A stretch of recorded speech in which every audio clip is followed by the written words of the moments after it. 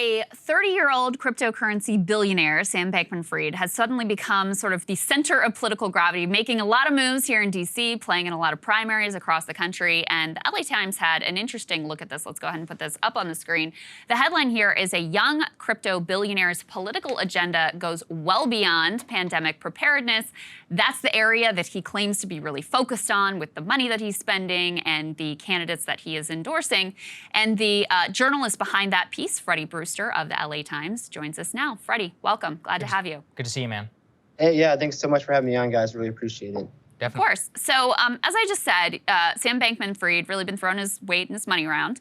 Now, he says the candidates that he's backing, for example, there was one that prevailed, gosh, I'm blanking on his name, in a primary down in Florida recently, who was like a Bernie Sanders-backed candidate, but also got a bunch of money from Sam Bankman-Fried. He says he's just interested in backing candidates who are going to focus on pandemic preparedness. What did you find when you looked into this in terms of where his interests may ultimately lie? Yeah, so, in the interviews I had with Sam, he said that, obviously his interest is in pandemic preparedness, but his on-Hill activity is much different.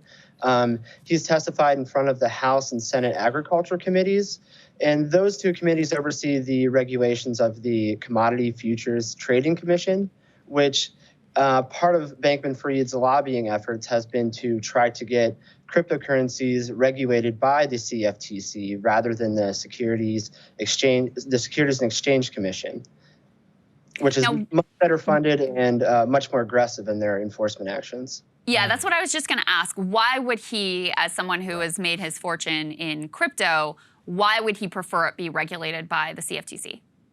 Yeah, so the CFTC is only about a fifth of the size of the SEC, and the SEC is, like I said, much more aggressive in their enforcement actions that they bring against, different securities actions, fraud and such and such.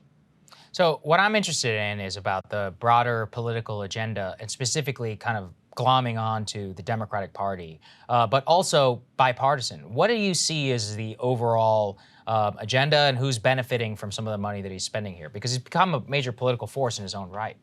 Yeah, definitely. And so, he's pledged anywhere between $100 million and $1 billion, which puts him on par with George Soros and the Koch brothers. Right. And if he spends $1 billion, that's putting him well past even those figures. And his spending, he's donated, like Saagar, like you said, mostly to Democrats, but also to some of the key moderates like Joe Manchin, Susan Collins, Lisa Murkowski. He's donated to Hakeem Jeffries and Pete Aguilar, the chair and vice chair of the Democratic caucus, who oversees kind of what gets priority in the House. Gave $1 million to the Senate Majority PAC, $6 million to the House Majority PAC. And one thing I found rather interesting is that he gave $105,000 to the Alabama Conservatives Fund, which that is a PAC that's backing, I'm blanking on her name, the Senate, I think Katie Britt is her name. Yes, right. Yeah, the Senate Republican coming out of Alabama. And that PAC describes itself as a super PAC that supports, quote, candidates who will bring true Christian conservative Alabama values to Washington, such as defending the unborn, protecting our Second Amendment rights, restoring integrity in our elections, and fighting the socialists who want to change our country. So it definitely has some bipartisan spending. And that's Sam's personal spendings to Katie Britt and some of those other ones. So for Protect Our Future, they've really focused on House primaries and really focused on challengers rather than incumbents, although some key incumbents have gotten donations from Protect Our Future. I think Sam really came on board on everybody's radar back when it was like the House primary in Oregon, where Protect Our Future, the super PAC that has received $27 million from Sam Bankman-Fried, they really backed this candidate called, his name's Carrick Flynn, and he was mounting a big challenge to somebody named Andrea Salinas. Salinas ended up winning out pretty easily, but they put $10 million into a primary run. So how's it going? I mean, has he secured any sort of legislative goodies here in Washington? Does he have some sympathetic legislators now that he's working with? Yeah, definitely. So one of his one of the committees that he testified in front of was the Senate Agriculture Committee, and the chair and ranking member is, so the chair is Senator Debbie Stabenow, and the ranking member is John Boozman. And Stabenow and Boozman both received donations from Sam Bankman-Fried just weeks before he testified in front of them. Bankman-Fried gave $26,000 to Debbie Stabenow and some of her allied funding groups. And then John Boozman received $5,800 from Sam Bankman-Fried. And those two just recently, just back in like mid-August, if I remember right, they introduced a bill called the Digital Commodities Consumer Protection Act of 2022. And that bill would seek to define cryptocurrencies as a commodity and truly bring its regulation under the CFTC rather than the SEC. In the bill, it says that some actions that would truly be regulated through the SEC will be regulated through the SEC, but by and large, the oversight would be under the Commodity Futures Trading Commission.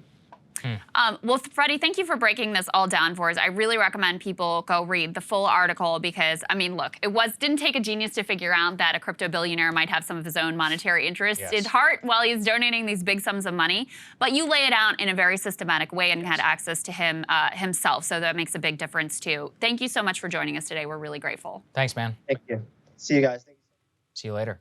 Thanks so much for watching, guys. We really appreciate it. As we said, if you want to work for us, we need a little bit of experience, but we will consider anybody. jobs@breakingpoints.com. Send in your resume, maybe some samples of your work. We're going to sift through that over the next couple of weeks, and we're hoping to hire somebody soon. And we've got a major announcement coming after Labor Day, of which this person will be intimately involved, will be supporting, and will be supporting so much of the other expansions that we're doing here, all enabled by our amazing premium subs. Thank you, premium subs. We love you so much. And if you want to help us out, link in the description. Otherwise, we'll see you on Thursday. Love y'all. See you soon.